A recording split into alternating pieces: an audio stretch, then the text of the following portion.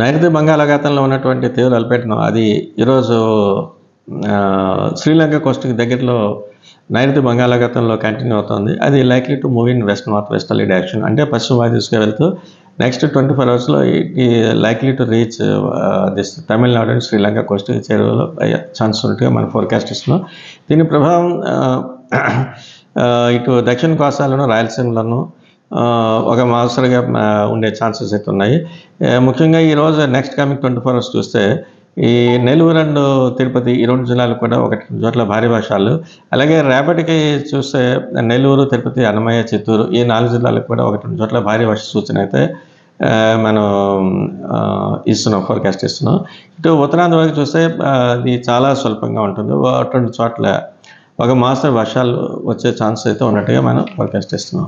ఇది ఈదురుగాల ప్రభావం కొంత మేర కొంచెం మేర వరకే ఉంది. ఇది దక్షిణ కోస్తా అటు ఉత్తర కోస్తా, కానీ మత్స్యకాలకు మట్టికి ప్రస్తుతం వరకు ఎటువంటి హెచ్చరికలు జారీ చేయలేదు. విండ్ మోడరేట్ ఒక అరౌండ్ 30 to 40 km/h వరకు విండ్ అండ్ సౌత్ కోస్టల్ ఆంధ్రప్రదేశ్లో వచ్చే ఛాన్స్ అవుతుంది. ప్రస్తుతానికి అయితే మత్స్యకారులకు అయితే మటుకు ఎటువంటి హెచ్చరికలు జారీ చేయలేదు.